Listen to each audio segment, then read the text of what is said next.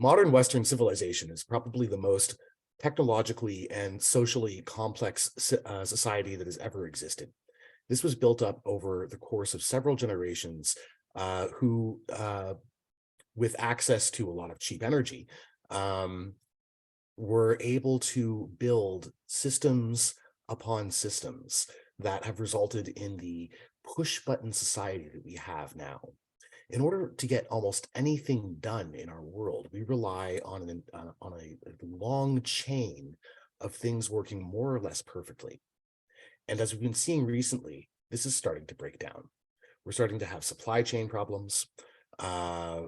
Everything is getting less efficient. Accidents are becoming far more common. Infrastructure is collapsing. And there are good reasons to think that this is only going to continue. Now, some people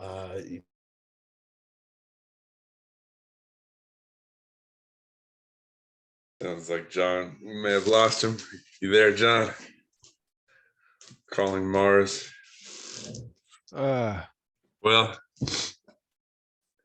sounds like what John was saying is the thing. Oh, there, we're back. Complex systems won't survive the competence crisis. My real field of passion is history, specifically like ancient history. It's going to be bad when the shit finally hits the fan with the modern technological world, because we've lost a lot of the basic skills that we used for the rest of recorded history. You know, I mean, it's like it's going to be bad because like we no longer really, we've lost the knowledge of how to fix clothes. You know, I mean, how to farm without chemical fertilizers. I mean, when it goes down, we've got a technological world, but there's really no plan B. So I'm thinking that's what I'm looking at is like, when it happens, it's going to be bad. It's not going to be Mad Max, but I mean, I'd say 2 or 3 generations out from something on the size of the late Bronze Age collapse or the fall of the Western Roman Empire. Yeah, well, you look at the Great Depression. I mean, the way America weathered that, when that happened, most of the country was still rural, living on farms or in small communities where a lot of people worked on agriculture. So there's that angle. The communities at that time are more close knit because they're smaller, more rural. People knew each other, looked out for each other. The basic moral character of folks, of people that would just say, no, you shouldn't do something like, stealing from your neighbor, because that's, even if you can get away with it, that's just wrong to do. Whereas now, increasingly atomized society, more urban, more, concentrated populations, away from farms. Like 3% of the population is involved in agriculture, or something less than that even, so we've moved on to factory farming, and that's really, factory farming can produce a whole lot of food, but when that factory farming system breaks down, what's going to be in place to replace it? And I don't really see anything, nor do I really see any kind of serious planning for it. We'll just grow tomatoes in our backyards. It's fine. Get some chickens. I'm only sort of partially joking, but I mean, we've seen that kind of reversion to small scale subsistence agriculture out of, for instance, large latifundia in the case of Rome in the past, right? I think what makes the contemporary situation quite unique is that at least I'm not aware of any case where a society set about deliberately dismantling itself from the top down by deliberately promoting people into various positions on the basis of not being competent effectively, which is kind of almost what affirmative action comes down to. I mean, we've had elites that were not selected on the basis of competence, at least not explicitly, so like hereditary nobilities, for example. But this is something I think very new. And it's also, I think, what makes it dangerous is that we have this much higher level of sociological complexity than we had before. And it presupposes the involvement of highly competent people managing and maintaining all of these systems with an incredible amount of subject matter expertise, problem solving ability, critical thinking ability, creative thought. All of these things are assumed, and those people are being systematically removed from the system in favor of sort of affirmative action hires, diversity hires, and so on. And the people who are there now cannot maintain them.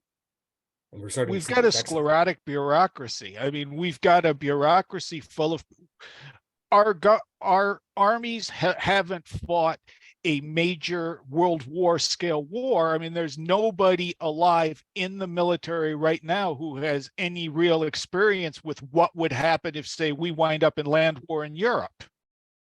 Our bureaucracies we have people that are educated that really don't know anything about the systems they're supposed to be running. Well, you have a degree in management. That's great. How much do you know about making socks? How much do you know about the companies you're managing other than how to get, how to squeeze money out of them? I think that's one of our problems is I haven't seen a bureaucracy this incompetent since like late stage Rome. Yeah, to kind of pull everything together so that we can go forward, because John cut out. We are focusing our discussion today on this piece that Harold Robertson wrote, entitled "Complex Systems Won't Survive the Competence Crisis."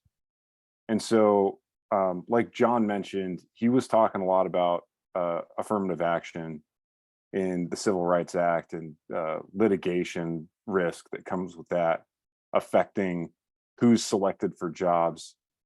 But to get to the point of these complex systems, how did they develop?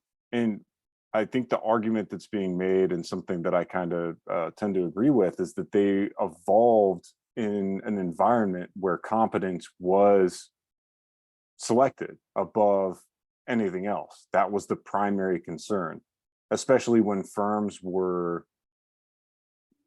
still tied in with profit motive, before the development of this ESG perversion of market forces.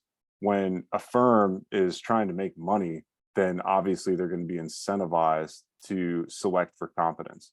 And so over decades, since the dawn of the Industrial Revolution, these systems have been developing, and they've become very complex, and they're interdependent, and they're dependent on the competence of the individuals that make them work.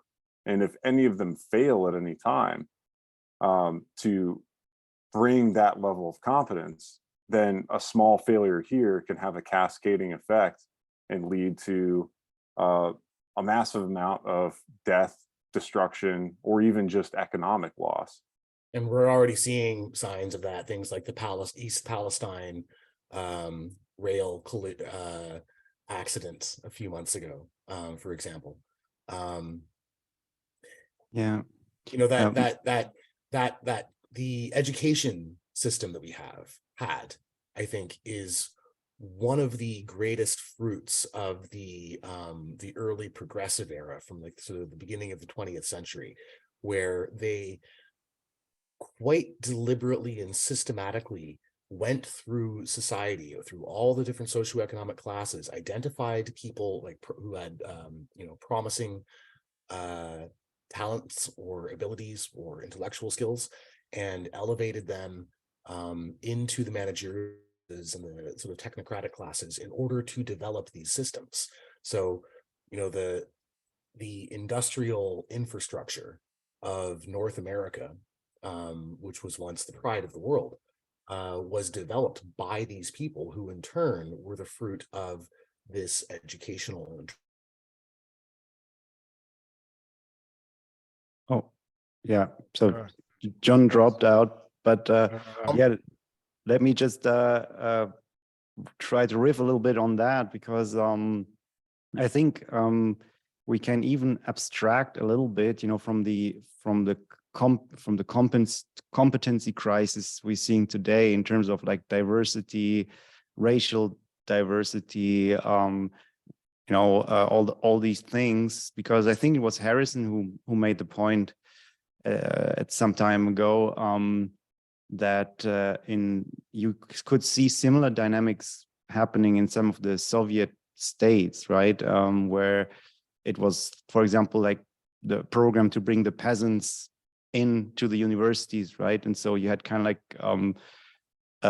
quotas or like favoritism, about certain classes, and so which means moving away, from pure competency, because you bring people in for political reasons, basically, to make a point, right? So that's one aspect. The other aspect is like just plain political appointments, right? You could see that in the Soviet era as well, where you just brought in like the good Marxists, or like the ideologically pure. So it's important, I think, to note that these things are things that can happen in history under various circumstances, and the way they manifest today, is like about like these racial quotas and gender quotas and things like that. But it's not the pattern is not necessarily unique, right? So that's just what happens when ideology is more important than anything else, right? I just wanted to make one point as well, because I just wrote about that today in my article on Substack, because with all these ideological ideas, there is a certain truth often in them that makes them work, right? That makes them catch on, because nobody like would out of the blue accept something that is just complete nonsense, right? You kind of need to build it up, and it needs to have something going for it. And I'm kind of like doing Harrison's job here, who's not here, by quoting Andrew Lobachevsky in Ponerology, because he makes the point, and I think it's a absolutely crucial point for people to understand. And I think we have talked about this before, that in a pathocracy, or when you have like basically character disturbed or pathological people rising to positions of power, right, and impose their kind of warped worldview on the rest of the world, what happens is that there's a sort of double speak going on, right? So these people, they mean certain things, so when they talk about equality or diversity, they mean specific things according to their their ideology, right? Like absolute equity, blank slate theory, all these kinds of ideological talking points. But the normal people just who hear these things and just go at it with common sense, they understand different things. So there's this disconnect, right? So with diversity, for example, what normal people would understand is like, okay, well, yeah, there are certain situations where diversity is a good thing, right? Like, for example, if you have a certain percentage of Black customers, right? I mean, you probably want to have some Black guys around, right? Or if you're an ad agency and you cater, you need to develop like stuff for like certain demographics. I mean, diversity is not a bad idea, right? You need maybe some people from that demographic to just come up with ideas and stuff. Or if you design a car even, and 10% go to Africa, maybe you want to have an African on there, because there was once this thing where they named a car, gave a car a name, and it turns out that in Spanish it's a slur. Nova. I mean, yeah, something Nova, like that. no go. Yeah. And so things like that. So and that's the phenomenon, right? That normal people, who they hear these things and they kind of correct them in their heads, and they kind of steel man them just automatically, right? Because just what common sense says that, and that's how they can get away with it, right? And then because in talk shows, when they're under fire, or when you criticize them, they can go back to the common sense position, right? Explain it in common sense terms, and then you think, oh, that's not so bad, right? But then they have a different understanding of that. So that's, I think, one. There's 2 points just wanted to make. Like the first one about like that it's not necessarily like unique for our like historical moment, that these things happen under different circumstances and just with different groups, right? And also this kind of double talk that I think explains a lot, and why they can get away with it, and why sensible people sometimes defend that kind of thing, right? And things like that. What was some of the stuff, we mentioned parallels with communism, where it's, it's not the technologically or the technical competency that's promoted. It's the political savviness, the person that's able to navigate the hierarchy of the party and the social dynamics and get, patrons in high places and get promoted based on whatever social political savvy, rather than whatever the competence in the area they're supposed to be managing, and I'm thinking about, there was an article that I came up in one of the discussions on this Demo Slack channel about South Africa and what happened after that, how it went from basically being a first world country, to being shithole with limited,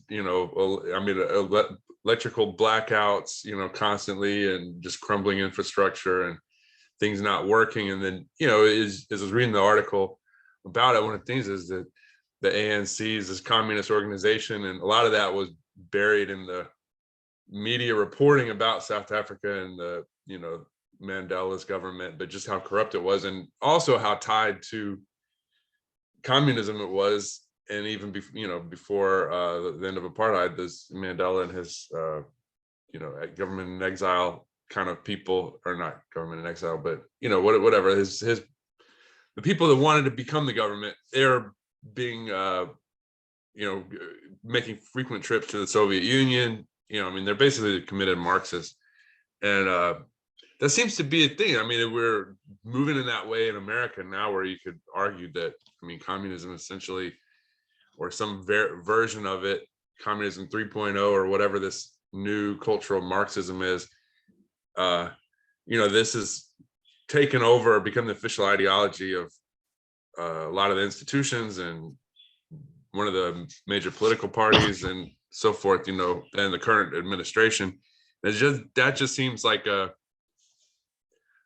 thing that is inherent with communism, that they find reasons other than technical competency to promote people, and it's more about the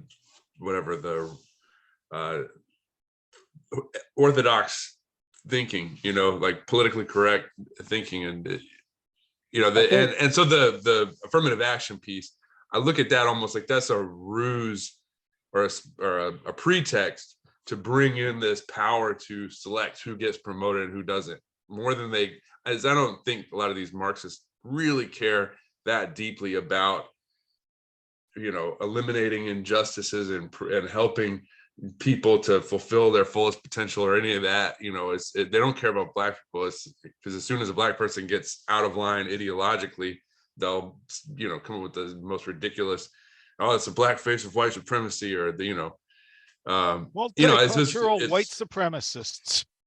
Yeah, so it's like it's a pretext, the Marxists use, I think, to seize the power through what HR departments or through the federal government or whatever, to control who gets promoted, who gets to be placed in positions of influence within these institutions. No, I don't know. Somebody else may push back on that. I agree. I agree 100%. I think the way that I think of it is that it gives them more flexibility to moralize their self-interest. And so that's something that we tend to do anyway. We moralize our self-interest. That's what we do as human beings. Like that's what our ability to construct narratives is almost for, right? Is we, tell a story about how us getting what we need to survive and thrive is the moral thing. And Marxism is essentially hijacking that and systematizing that on a communal scale. And so whether it's the Bolsheviks in the Soviet Union talking about class, that was very effective in that space time, right? Because there was unfairness going on, and so it was a pressure point that could be exploited, because there was a grain of truth to it, and that people were held down based on their class. You know, there were certain people that were competent that were not able to thrive because of that. They tried to do the same thing in the United States, and it just didn't take off at all because middle class folk, there was upward mobility, and middle class folks were very content. So they were not interested in a violent revolution. But what's our soft spot or our point of weakness in America? It's slavery. It is. It's a point of weakness. It's a point of great shame because it's not aligned with American principles.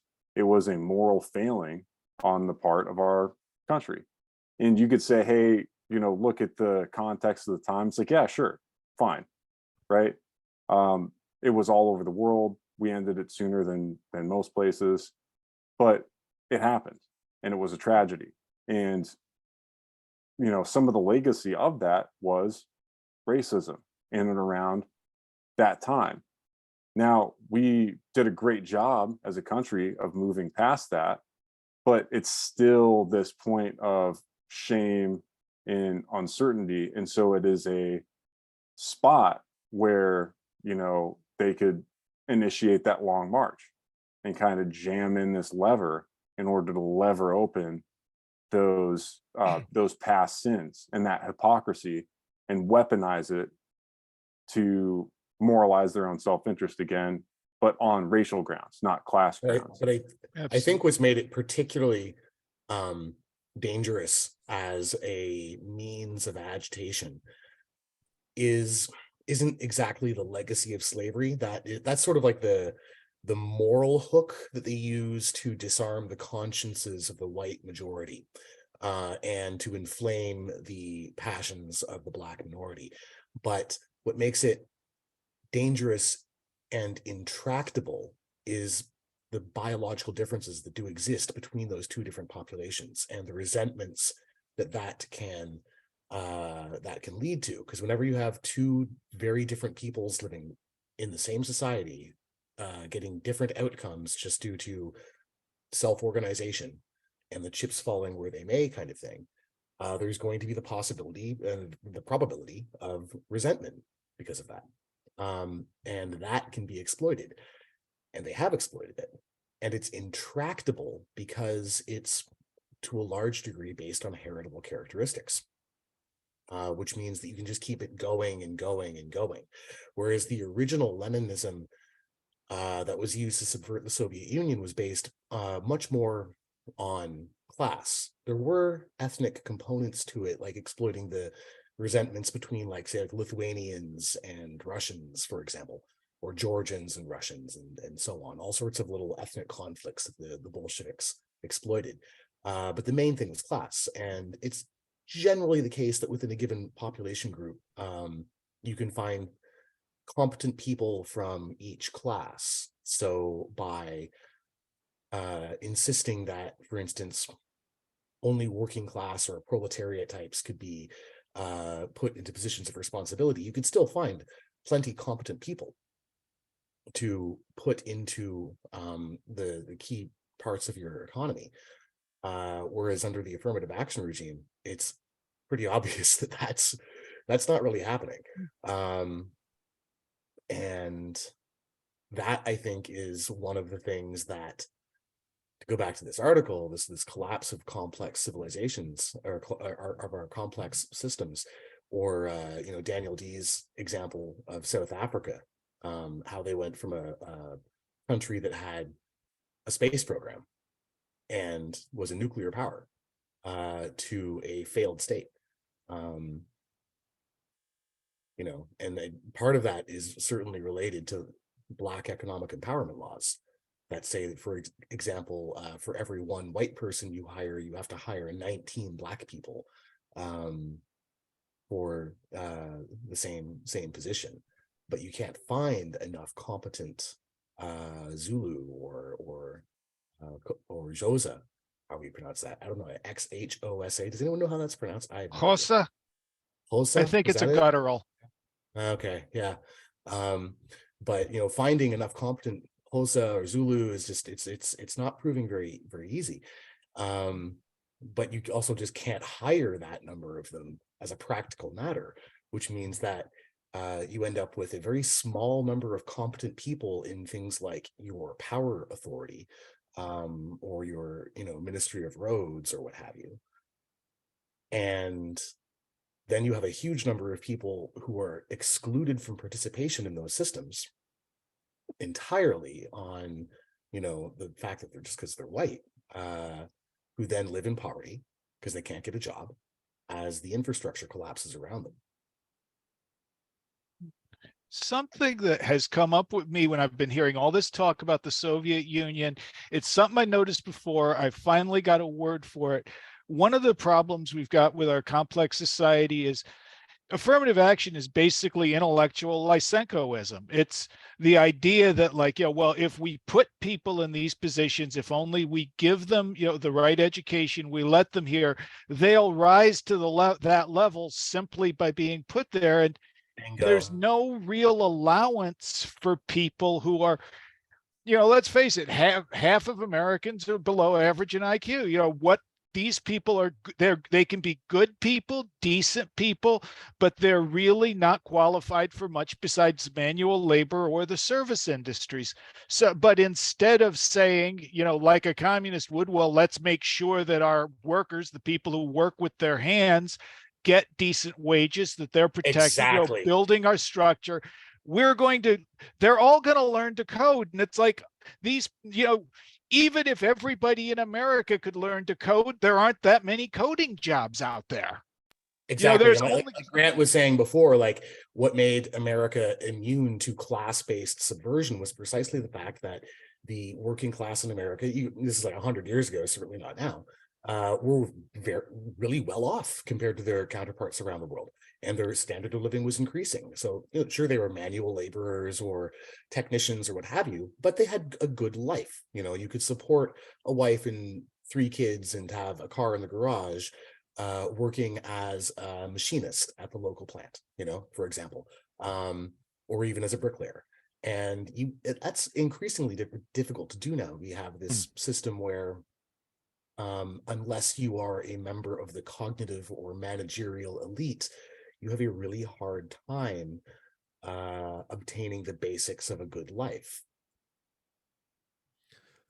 I started reading Peter Turchin's new book, End Times, and he gets into all of this stuff. One thing that just stood out, based on what you guys just said, is that in like I believe it was in the 50s and 60s, 15% of Americans went to college, and today it's like 60+%.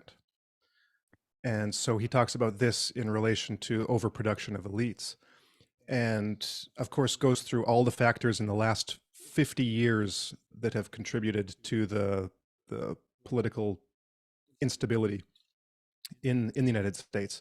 And in addition to that, overproduction is the worst predictor. It's the strongest indicator of an upcoming crisis or destabilization, like event, like a civil war. But in addition to that, has been the stagnating relative wages. And so he talks about exactly that thing, how from like 1910 until 1960, wages were rising higher than like GDP or and taking into account of inflation as well. So the lower end of or just the regular person was able to make a lot more money, and it's been going down since the 70s. So that like I think again, going back to college, so for a college education, it's something like taking into like it's very complex when you get into the wages and inflation and the relative values of things, but it basically takes something like at least you have to work 4 times as much to get a college education as you did like in the 50s. And so you have to work more, it costs more, so you're poorer going to college, and you have more than 4, well, depending on the field, more than 4 times the competition. So there's less of a chance of you getting, actually getting a job. And that leads to that kind of, that overproduction of elites, which leads to you have overeducated upper class, middle class people who then become revolutionaries because they can't get a job and they don't see the point. Well, what I find interesting in the current elite overproduction that we're experiencing. So who is actually really succeeding right now, right? In terms of joining the elite. And it seems to me that the sort of hereditary elite in Western countries is still doing very well for itself. If you're a legacy admit to Harvard, like, you're getting into Harvard and you're going to get a good position afterwards, right? And then you have your sort of affirmative action hires, your diversity admits, who also do pretty well for themselves as long as they get into one of the Ivies, which I think could be conceptualized as the hereditary American elite using these policies as a way of shielding themselves from direct competition by choosing who their competition will be. So, rather than having to deal with these young, hungry, ambitious heartlanders, for example, who actually are high IQ and highly competent, they have tried to politically limit who gets into the legacy elite and limit it to people who actually can't really, compete on a fair footing with their own. That is unquestionably one of the strategies that's being employed. And but I what's think interesting is that those clever, ambitious heartland kids aren't necessarily taking that lying down. So then instead of going to Harvard or whatever, they're like, screw this.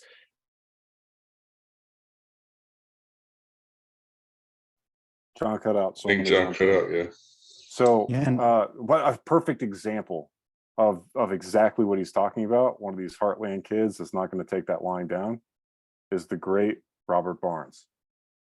It's a perfect example. Went to Yale, and while he was at Yale in his first year, what did they start trying to do?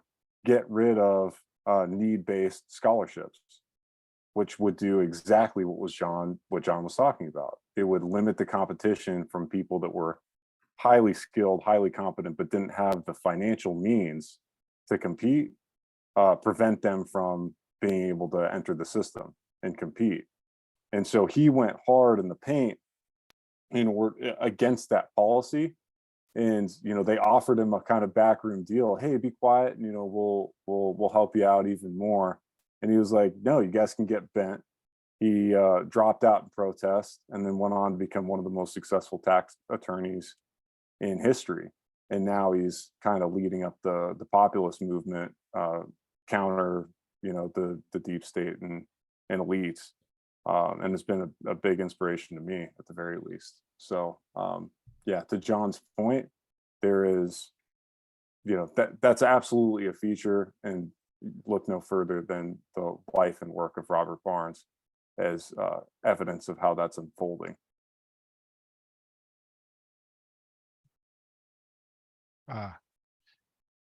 Forgot what I was going to say. Sorry about that.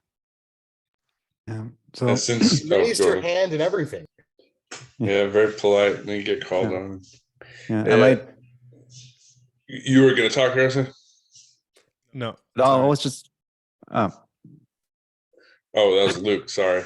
Yeah, no, I was just going to make a very quick point, because I think what also might play into this, I mean, with all that diversity stuff, I ask myself, I mean, among those target populations, like the really smart ones, like, are they gonna, put up with it and be like the diversity hire?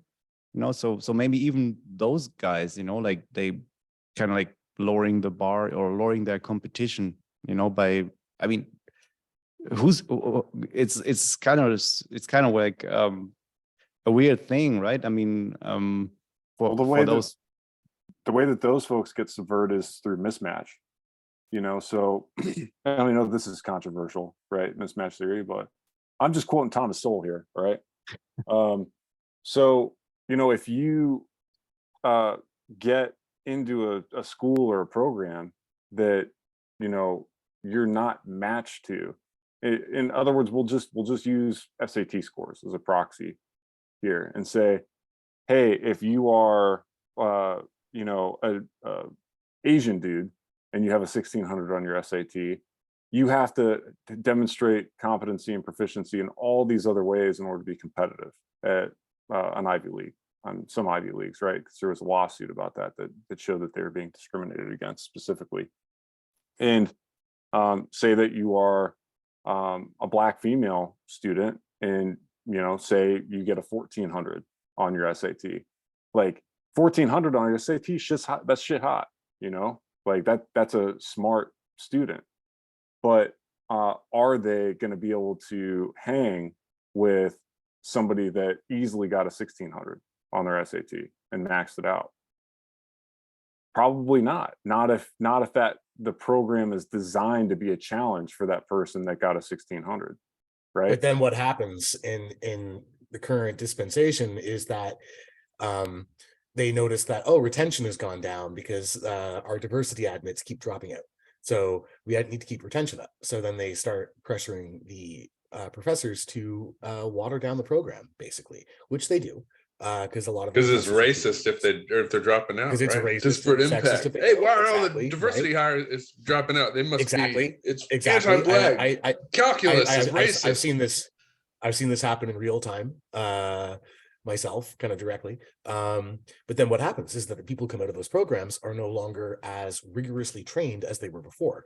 So, you know, again, like not only is your cognitive elite now being watered down in terms of the human capital who is being brought in for training, but they are not being raised to the same level of competence as they were before, but they're still being put in charge of these systems, which have gotten no less, and in most cases, far more complex than they were, say, 50 years ago or even 20 years ago. But at the same time, you've got this parallel elite, which is rising in sort of the tech sector, right? So I found what's happening with like Elon Musk and Twitter just fascinating to watch, because, you know, he comes in, oh, we just lost Kenas. All right. Thanks for coming, man. So he comes in, he fires like 80% of Twitter staff, the majority of whom seem to have been there primarily as some form of political officer, almost like the legacy elite was, like the Ivy League elite was trying to seize control of this new power base in Silicon Valley, which they kind of did throughout the 2010s. And Elon comes in, takes over the company, fires them all, restores the company to profitability, and immediately goes very off message as far as the Ivy League elite is concerned. Basically, this more meritocratic new elites striking back against to retake territory from the legacy elite. So yeah, in terms of like Turchin's whole concept of the overproduction of elites, right? I find that to be really interesting, because we're seeing this intra-elite competition play out in real time right now. With imposter. Yeah, oh. Sorry, Grant, you mentioned in the chat imposter syndrome. That's a real thing. And you know, 20 years ago, you never heard about imposter syndrome. Suddenly, they're all talking about it. And that's what I was trying to drive at, to answer Luke's question, which is like, why do people not stand up and say, hey, this is BS? And a lot of times I think it's an underlying imposter syndrome, where they're concerned that they're being rewarded and enjoying a position of prestige and gaining money that they don't necessarily have the skills to warrant or support. And so that's gonna well, I mean, maybe not. Sometimes unconscious. This kind of thing can be unconscious, and it can just kind of give you a certain malaise and unwillingness to confront the system, and a lack of at some level, confidence. They certainly get it. Yeah.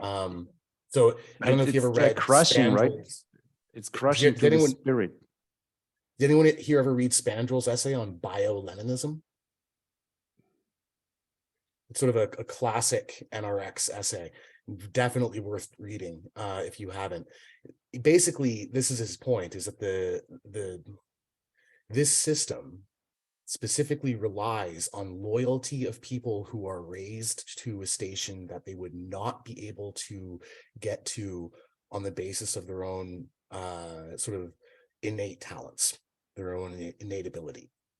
And they understand full well that they would never be professors or lawyers or doctors or, middle managers absent the support of this system. So they give the system their complete loyalty. The trade-off at a systemic level is they're incompetent and they keep breaking things. But the advantage is the system can rely on this like absolutely ironclad loyalty from all of its minions. And he draws the direct analogy with how Leninism did the same thing by ensuring the loyalty of Russians raised from the proletariat, who would never have been able to occupy those stations in the old monarchist regime. I think Luke hit on something when he just said that it's crushing to the spirit. I think that that is crushing to the spirit of the elites that partake. Even if they can't articulate it exactly, I think it undermines confidence and crushes spirit and aligns them with the machine. At least this current elite. The good ones, right? And my point was, because you have those people that you talked about, John, who like get into it and they know full well, that they wouldn't have a chance, and they are kind of like probably like not the best people, right? Who really want to take advantage of that, and kind of know it's BS, and they roll with it, and I was thinking about like those like actually talented people, in these groups. They I mean, who really wants to be like a diversity hire, right? I mean, it's just it's something like so condescending and mad, that system, that I think that further discourages even them, and that was one thing. And I've definitely talked to people who are from marginalized demographics, to use the black speech of Mordor, and they intensely resent the perception that they are where they are because they are diversity hires and that standards need to be lowered for them and such. They resent it if they are actually talented enough to have done the work and gotten that's what that's exactly what I was thinking, that the good ones, like you kind of filter them, you negatively select them, and just to be clear, because maybe some people like think, oh, what's this kind of argument? Are we saying that like marginalized people are dumber or not talented or whatever? I mean, that's what you usually get, right? From certain types.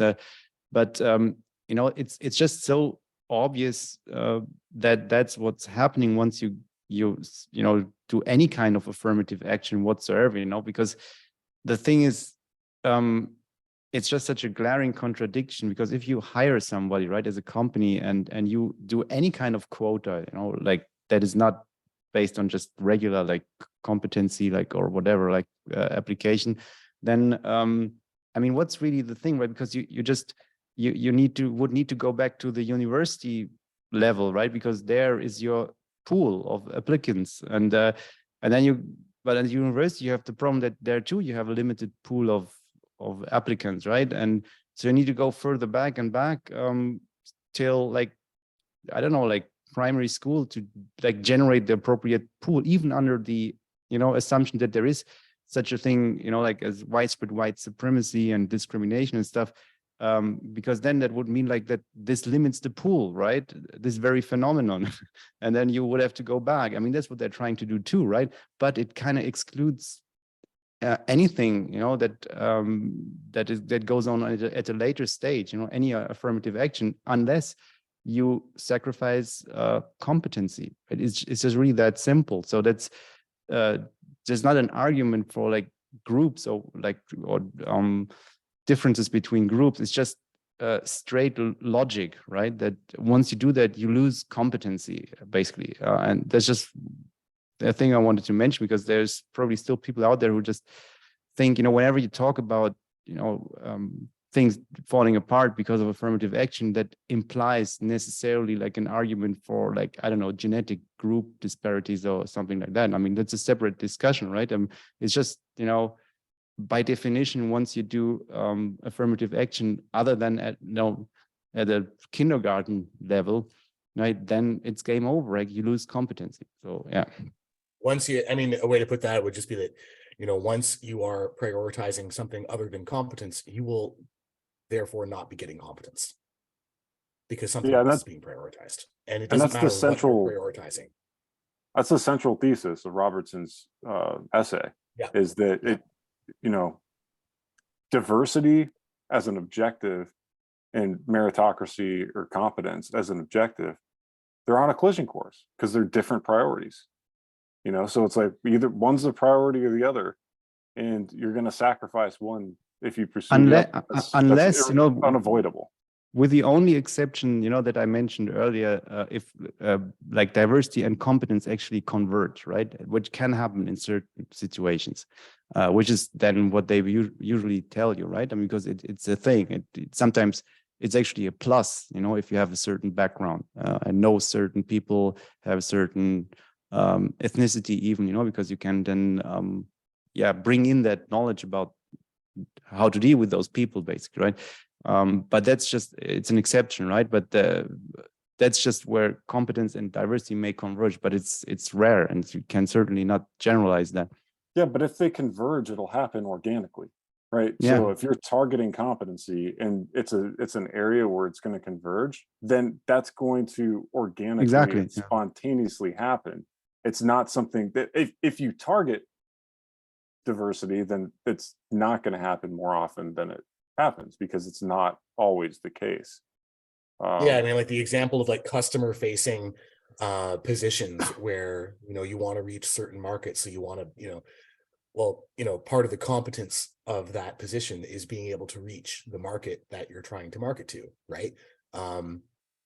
And that could very easily organically converge towards a more diverse workplace. Exactly. But, that's that in atomic physics or in medical imaging. Yeah, the more nerdy and like a nerd in basement kind of job it is, the less any of that will play into it, right? That's for sure. Well, one example of go ahead, Harris. No, go ahead, Daniel. I haven't heard you talk yet. One of the things that, an example of this where the natural convergence versus it being promoted from on high by fiat, like artificially, is the diversity in entertainment, right? Like, and lately this has been a thing where people have spoken out against it or criticized it, the attempts to blackwash old movie roles, remake a movie but swap the races around, or and then when people criticize that, the response is, oh, you must be racist, you just don't like to see black people in these roles. And it's like, well, but as people have pointed out, Gen X, for example, and older millennials, I mean, we grew up wanting to be like Mike, the Michael Jordan, is the biggest celebrity of our childhood. You have Michael Jackson, Whitney Houston, Eddie Murphy, Denzel Washington, all these black actors that had these iconic roles, black musicians that had huge hits, and black athletes that people genuinely looked up to and admired growing up. The Cosby Show is like the biggest TV show of the 80s. I know it's been memory hold because of Cosby's crimes, but I mean, the show itself, is great and people loved it, and it's like, so the lesson there is like, it's stupid to say, the people criticizing, say, The Little Mermaid for, being remade with a black mermaid, and how this is a pattern that only goes one way now, where it's all the old white roles getting remade with black characters and not vice versa ever. It's not that people care about not seeing black people on screen. It's like, no, but when it happens organically, when it's like, Denzel Washington or Wesley Snipes or somebody that's like, they're there because they're great actors and they do an outstanding job, and it's like, it's natural, then people respond well to that. It's not racist. It's like, people want competence, and they're obviously mismatch there. Anyway, go ahead, Harrison. I saw a video the other day on YouTube, just a guy who didn't have very many followers, but a young black guy giving his commentary, and it was news that apparently they're doing a live action How to Train Your Dragon. And for anyone who hasn't seen the animated How to Train Your Dragon movies, it's about like a bunch of Vikings, and they're and they find dragons, and so the main character gets his pet dragon named Toothless, and there's a love interest named Astrid, and apparently they've race swapped Astrid with this young black actress, and so this young black guy was just saying, okay, I've had enough of this. Like, this is stupid. I hate this. He says, I'm the kind of person they're trying to pander to, and even I find this super annoying. It's like, this doesn't make sense. You don't have to be black, or a character doesn't have to be black for me to be able to identify with them. So this reminded me of this great cartoon. I think it's Stone Boss is the guy on Twitter that does these kind of political cartoons. Stone Toss. And so it was about the Little Mermaid, and so there's this little black girl seeing the Little Mermaid saying, "Oh, finally, a character just like me." And then the next panel is a bunch of little black boys watching Dragon Ball, and all being like, loving like the white Japanese characters in Dragon Ball. And I mean, so that's also a point, is that it's like what you were saying, Daniel, about you could be a white person watching black characters and identify them and look up to them and kind of like idolize them, whether it's like a real life person like Michael Jordan, or just a character in a movie played by a black actor. But it's there's this asymmetry that seems to be well it's directed. There's probably multiple motivations, whether it's directed at white people or black people, but the essence of it is basically, you can only identify with this character if they're the same color as you, and if, like, to a black person, say, and to the white person, you have to identify with this character no matter what. It doesn't matter if you think they should be white, if you have good reasons or whatever. It's basically a trap to be able to call someone racist, and that's pretty much it. And so, like, black people don't necessarily like it. Well, at least a lot of them just see through it and don't appreciate it. So it is kind of it's just an FU. That's kind of and I saw that was I can't remember who it was, but I think it was multiple kind of social or multiple entertainment commentators, like online. Maybe it was even Critical Drinker, I don't know, but like people of that sort, maybe even Nerdrotic, I don't know. But basically saying that this is deliberate.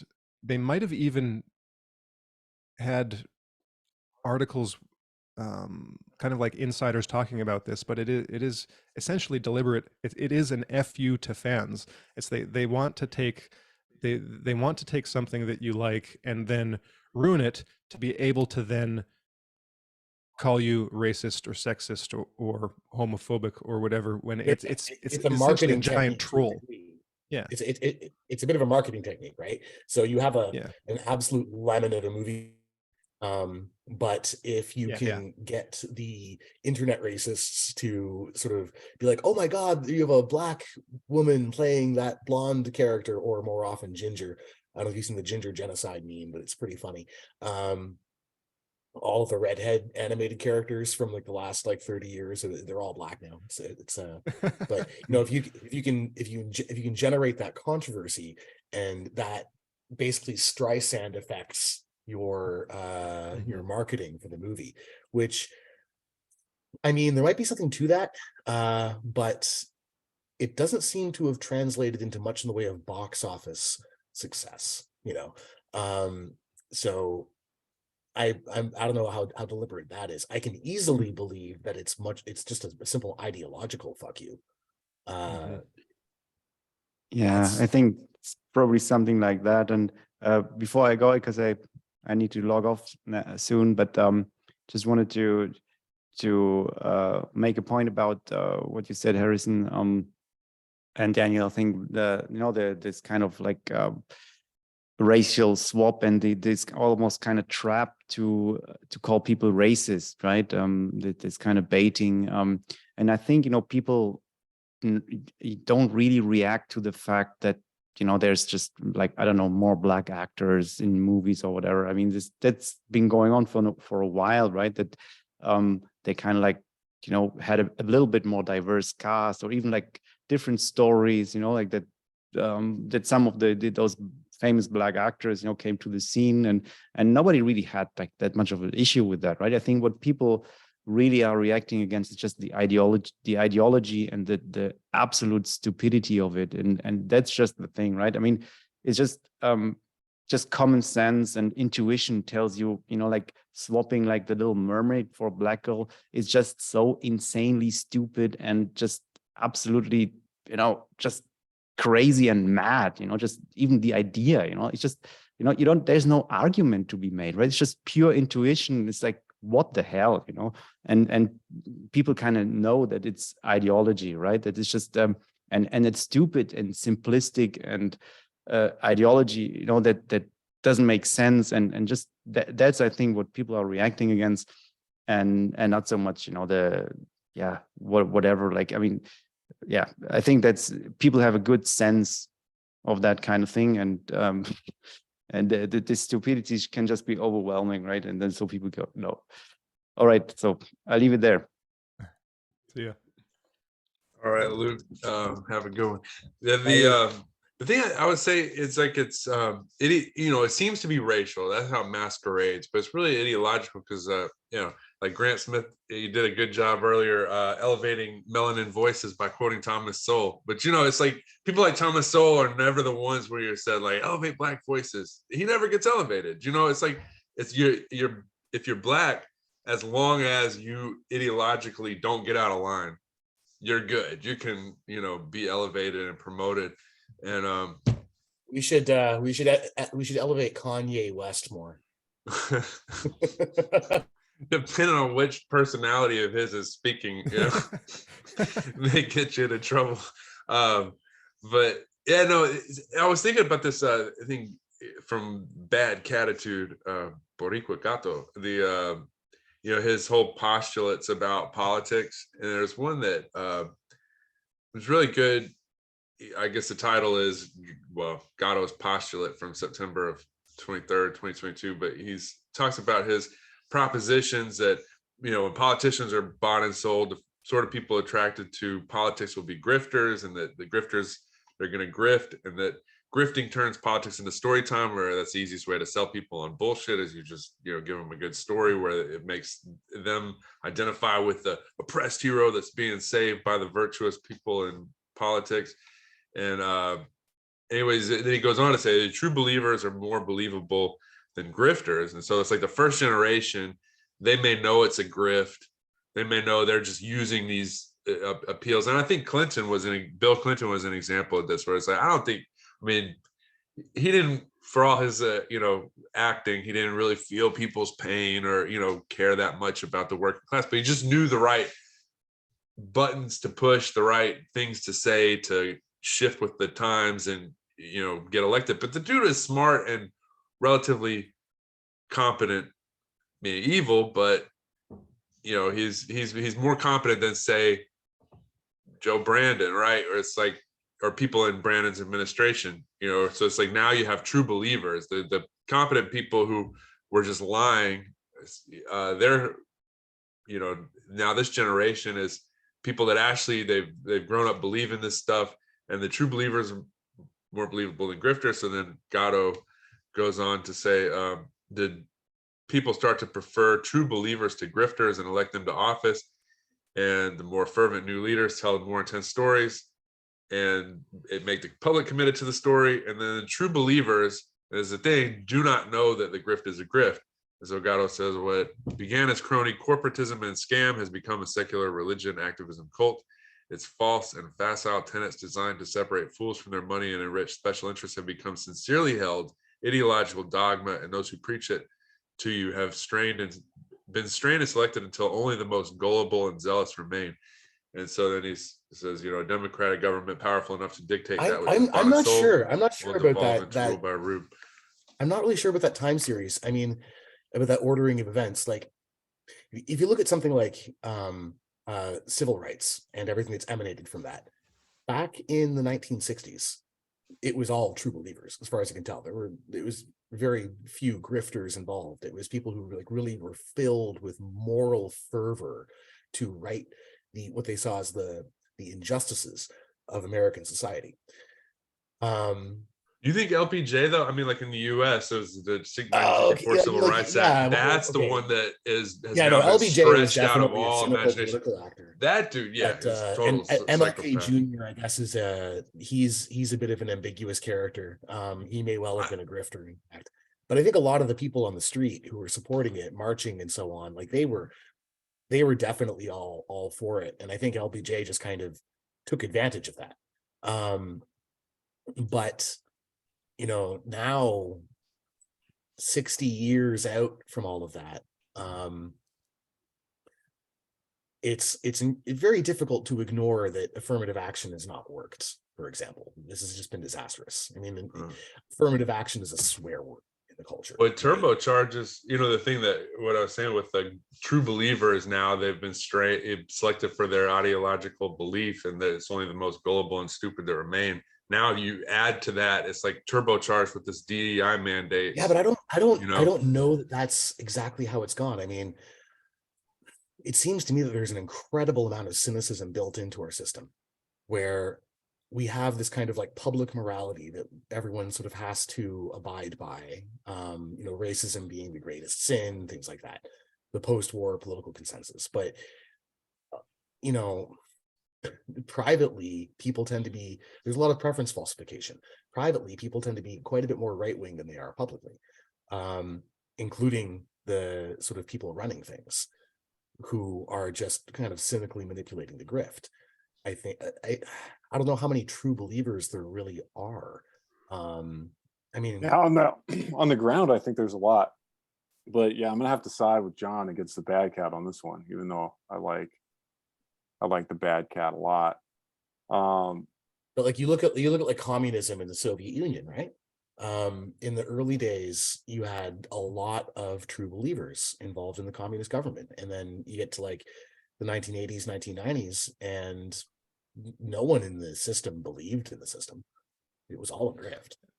All the true believers were purged. Yeah, so like this is That's a good Harrison's point. whole thing, right? Is pathocracy, and I mean, I would think that the people that would be selected for in that environment, or I guess this environment, are people that don't have a lot of cognitive dissonance for pretending to believe stuff that they don't believe to cynically gain and maintain power. I would think that that's who would rise to the top, and I think that's exactly what has happened. Where I won't go into any more details. I'll just. Do you think say what that. you were saying earlier, and I can't remember now if this was you, Grant, that was saying that like I kind of lost my train of thought there with oh, sorry, I'll get my train of thought back. Well, to kind of put the examples that all you guys gave together, because like use the example of the civil rights movement and LBJ. So yeah, I agree with you, Daniel, that LBJ was a grifter, you know, in this terminology. But so to put it into a wider framework, then like the civil rights movement would be what Lobachevsky might call a well, it's a group, it's a movement, it's an association that starts out with ideals and with a certain ideology and with true believers, and it becomes then a secondary ponerogenic association, which is basically an infiltrated, a psychopathologically infiltrated group or movement as time progresses, and so you get more and more grifters joining and piling on as happened in like the Communist Party or the communist movement or the whole socialist movement prior to all the socialist communist revolutions. So but both phenomena can coexist. So you can have a grifter that'll just that'll exploit a movement even in its inception, even at an early stage. But when you look at the kind of the mass demographics of the movement, it tends to go in the direction that John and Grant are saying, where it does start out in that case with the mass of true believers who get progressively more and more infiltrated by by the grifters, to the point where, like in the Soviet Union, all of the original generation of the true believers, for the most part, gets purged out, either kicked out or killed in that case. And then you're left with this super concentrated group, which is pretty much all grifters. So that tends to be the direction that it moves in, kind of like a group dynamics type situation. But you'll find individual instances that go against that model, like you said. So you can have grifters early on, or you can have true believers later on. It'll just be in kind of reverse proportions, I think. So I guess the idea then is, with you have these psychopathic grifters, and they see it as an opportunity to come to power, gain influence by using this ideology that has, they use the energy and momentum of the true believers. Then once in, they select for, in some ways, true believers are incompetent people that they can control to protect themselves from competition. So it's like I guess I could, to map onto like 1984, you got the inner party of psychopathic grifters that they don't believe any of it, but then the outer party, they're expected to be ideologically pure, or at least pretend to be, because that makes sense. I wonder with the example of South Africa in the article that I can't remember now who forwarded it, but the way that went down from 94 until now, with this deterioration, but a whole lot of corruption, and a government that's obviously Marxist and has a lot of criminal grifters, it's a nice way of putting it, in charge. And with that, I mean, I guess I'm wondering, like, you have I know the history of that country and the demographics are going to make it different than, say, like America or Canada or whatever. But there you'd have, I guess, a lot of true believers at some point in this idea of Black people. We've been oppressed, we're owed this and that. This is all good, that they should be forced to hire us in greater numbers and give us shares of, the companies need to be such and such percent Black owned, and have so many executives that are Black and so forth, and whites need to be stripped of their power. But then you have the psychopaths in government who use that, and they're not really interested in helping anybody but themselves and their own families. And of course, over time, the people at the top are criminals who don't give a shit about making things actually run properly, and the people in the middle tier are just true believing morons. And so all the people that know how to make stuff happen are purged over time. That's interesting. I'm thinking about this, like, so I grew up for the most part, in the Memphis area, and the politics there is similar, maybe even to South Africa, you could say, where it's like it's really a Black majority city. The surrounding area is 50-50, but the early 90s, they get the first Black mayor. There's this, all right, it's our, and there seemed to be a mindset among the politicians that took office around the era that it's like, okay, it's our turn now. Like the white governments before, they looked out for themselves. Now we're going to look out for ourselves. And a difference seems to be the old government was, because it seems like government's just going to be corrupt.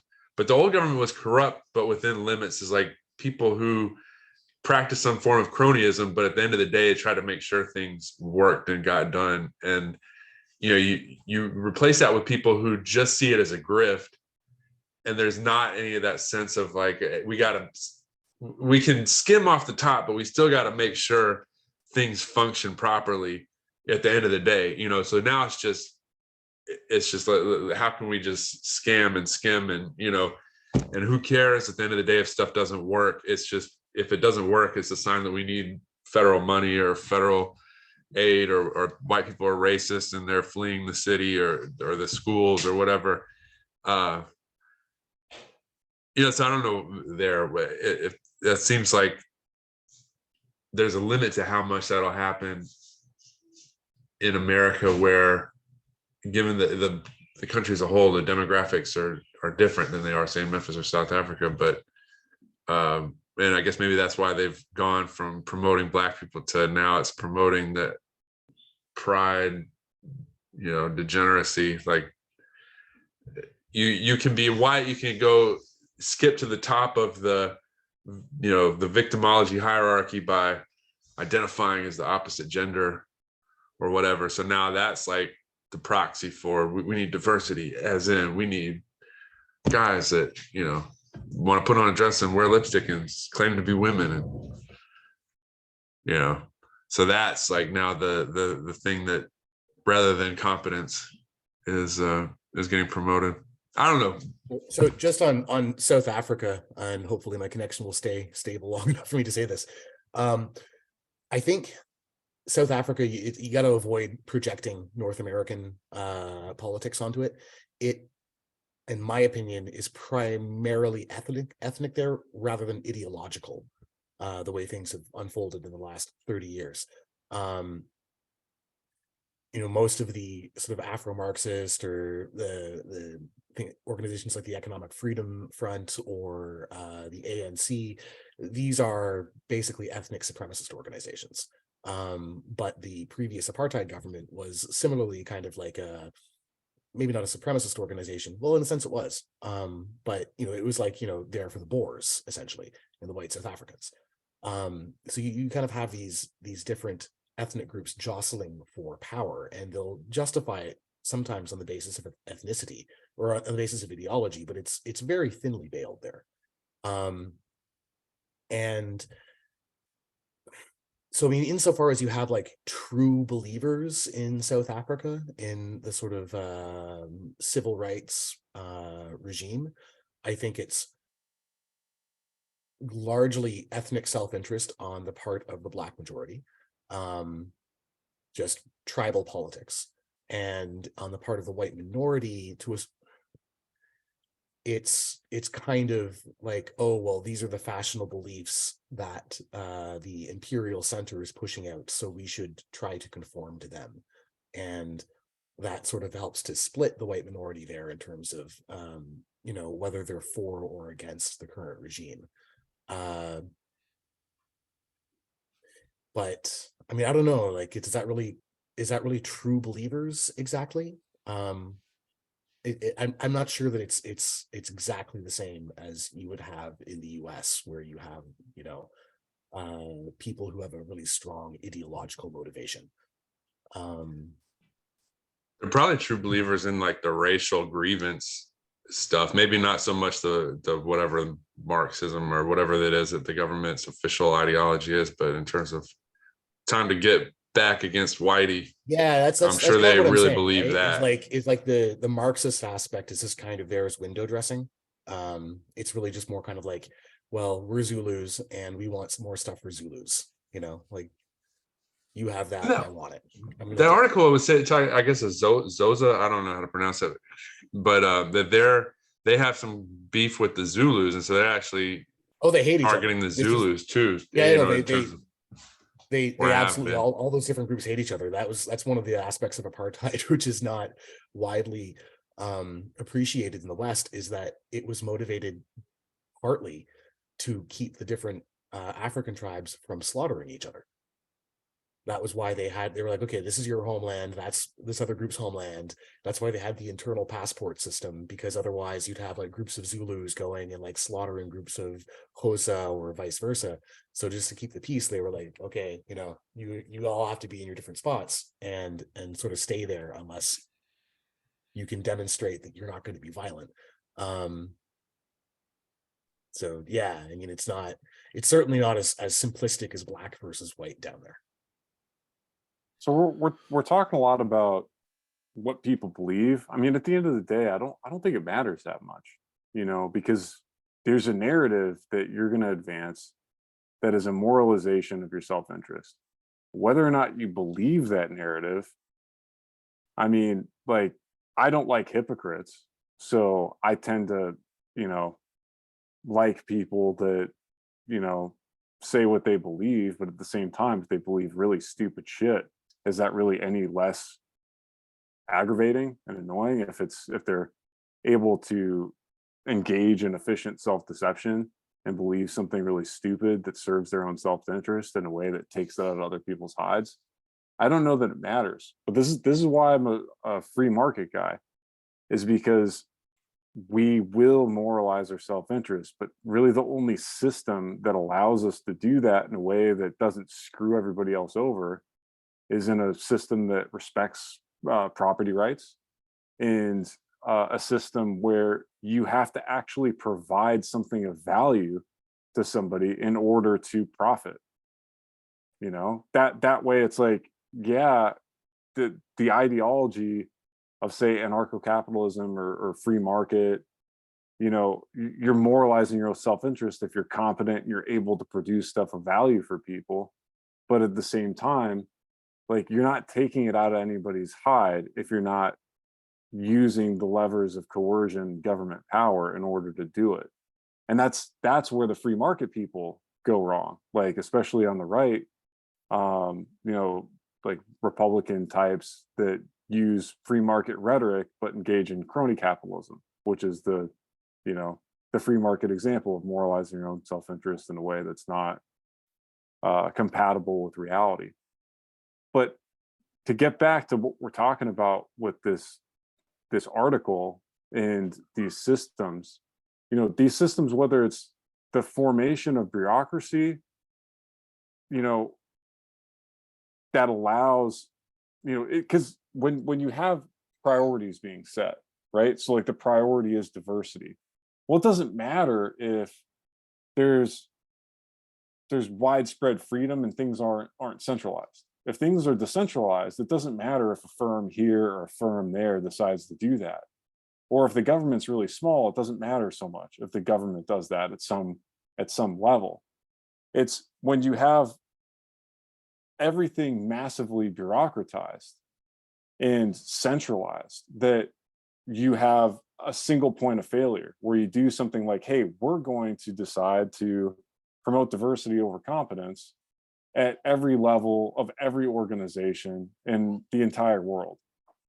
Now you have a problem, but you would have that same problem if you prioritized any one thing across all those institutions at once. So it's like, is the problem that they're doing this, or is the problem that everything is bureaucratized and power is centralized such that there's a single point of failure? Because there's a million ways that you could screw shit up.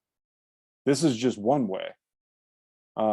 And so is this the fundamental problem? Because if there isn't centralized power like this, it's self-correcting, where some firms are going to do this and they're going to get outcompeted and go out of business and have some sort of reality check to encourage them not to do that if it doesn't work. So it's like, say, hey, maybe we're all freaking wrong, and this is like the best thing to do, and it's the most effective thing. Well, if things aren't centralized and there's able to be competition, then we would be able to see that. That would, like, people could prove their own you know, positions on this kind of thing and risk their own capital and their own property. Anyway, I know that's kind of shifting. Well, to kind of build on that and almost sum up the article, it's like you can either have a large number of small reality checks spread throughout the entire system, constantly correcting it at local levels, and allow for all sorts of experimentation and so on. Or you can use the heavy hand of the state to prevent reality checks, have that single point of failure, and then you just end up with one giant reality check when it all comes crashing down. You know, it's almost like this conservation of reality checks, right? So in the kind of like more libertarian system, it's like you're going to have, you know, okay, this company can do affirmative action if they want. Oh, look at that, they're less competent now, their product sucks, their services isn't so great, and they're not doing, and they go out of business. Like, sucks to be them, maybe they shouldn't do that. But instead we have the state imposing, thanks to, you know, civil rights in the 60s and everything that's come out of that, affirmative action, which you cannot get away from legally. That's why we have HR departments, for example. they have to do this. And the result, as we move further and further from reality, is that the systems are breaking down. But the state prevents that reality check from being incorporated in corporate policy, and things get worse and worse as a result. Like yeah. I mean, so I largely agree. Like, we'd be much better off just respecting property rights and rights to free association and all of those things, rather than trying to force people to adhere to the preferences of some centralized bureaucracy. And the longer we continue to do that, the further from reality we get, and the more everything breaks down. Put in a good word for distributism as a economic and political philosophy. And subsidiarity, yes. I think distributism is the economic philosophy, and subsidiarity is the political philosophy. Okay. Yeah. Yeah, just breaking up concentrations of power is like what Grant said, nails it. When you have the overarching nanny state controlling everything, and now Of course, via the problem is, I mean, we kind of had that, and then we lost that, because those concentrations of power were able to develop, and then they were able to basically impose that on all of these smaller concentrations of power, right? So in a practical sense, right? Until when was the Briggs versus Duke power? It was like the early 1970s, I think. And before that, American corporations were able to just do aptitude testing for their new hires, and on the basis of that, decide who to hire. So a very cheap, competence focused means of recruitment. And then Griggs versus Duke power was like, oh, well, that those aptitude tests are resulting in a disproportionate number of white guys being hired for this role. You can't have that disproportionate representation. That's evidence of racism. And thus was born affirmative action. Right. And everything that's come out of that. So yeah, those are my concluding thoughts on all of them.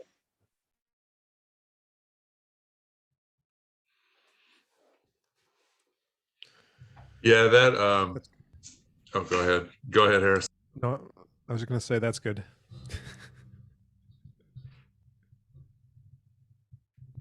That's it. Yeah, no, I think that's a good place to wrap up. All right, you guys. Well, thanks everybody for another pleasant discussion. Special thanks to Kanaz for joining us today. And we'll see you guys all next time. Till next time.